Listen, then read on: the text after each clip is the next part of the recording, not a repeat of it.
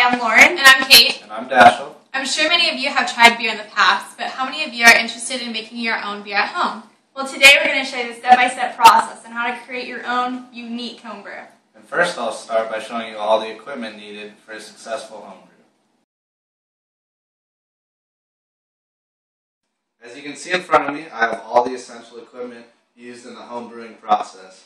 First we have our carboy, next we have our fermenting bucket, and lastly we have our kettle with our stirring stick, siphon, and here we have a hydrometer, thermometer, and the airlock, which is used to prevent from infection in the beer. And lastly, and most importantly, we have our previously brewed home beer to help get us through the process. Cheers.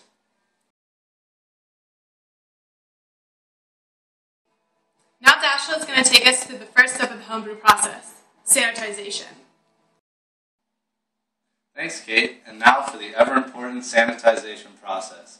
As you can see here, we have our fermenting bucket filled to the brim with water, in which we're going to place all of our equipment and a few scoops of OxyClean, which works great to help sanitize plastics and allow it to sit for a couple hours because no one likes a dirty beer.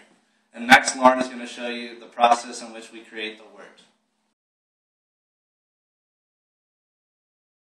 Wort is the word used to describe the liquid before fermentation. It's primarily made up of hops, water, grains, and malt.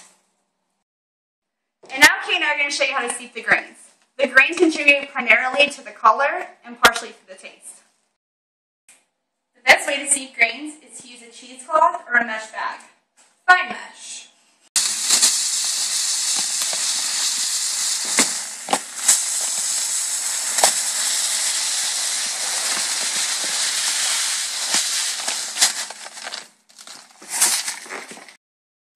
Now place the grains in the kettle at 160 degrees for 20 minutes.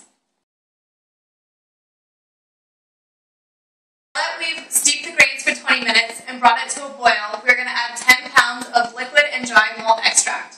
And it's a Russian Imperial Stout recipe. We're also going to be adding Belgian and candy syrup. You want to make sure to stir it.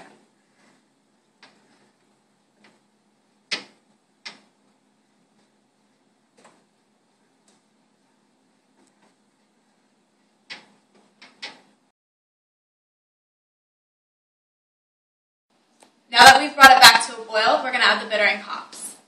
And the hops give it that bitter taste.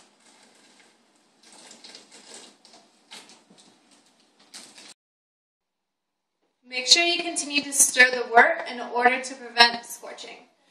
Next, in the last 15 minutes of the hour boil, we're going to add the aroma hops and the Irish moss, which helps clarify the beer.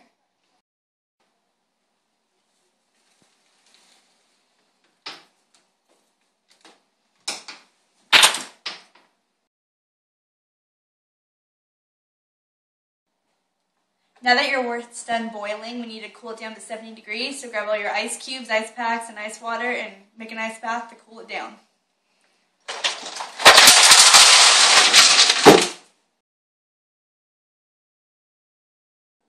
After the wort has cooled down to 70 degrees, we then used a siphon to transfer it to the fermenting bucket. We then added yeast, which converts the sugars into alcohol, which is called the fermenting process. Now, how do you protect your beer? When fermenting, you want to seal the top with an airlock to allow CO2 to escape the beer and to not allow other things to get inside that may cause infection. When you have a high alcohol content beer, you need a blow-off tube so the CO2 can escape more quickly, otherwise the beer will blow up. Now that you know the definition of fermentation, Kate will describe to you in more depth the process of fermentation.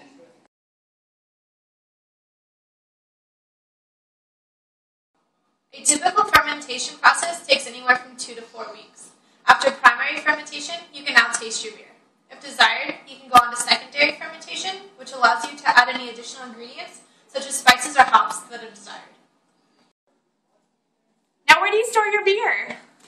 During the fermentation process, it is important to store your beer in a room or part of your house that maintains a stable temperature. The two most commonly used rooms are a closet and a basement. It is important to maintain the temperature because if you do not maintain the temperature, the yeast can produce off flavors.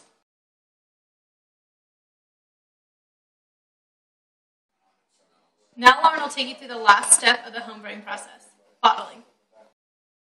After fermentation is complete, we'll add additional sugar that will have the yeast convert that sugar into CO2, which then carbonates the beer.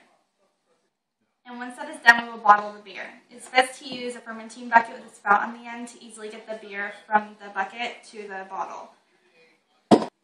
When capping the beer, you want a bottle capper and a cap. You place it on top of the beer, push down, release, bottled beer.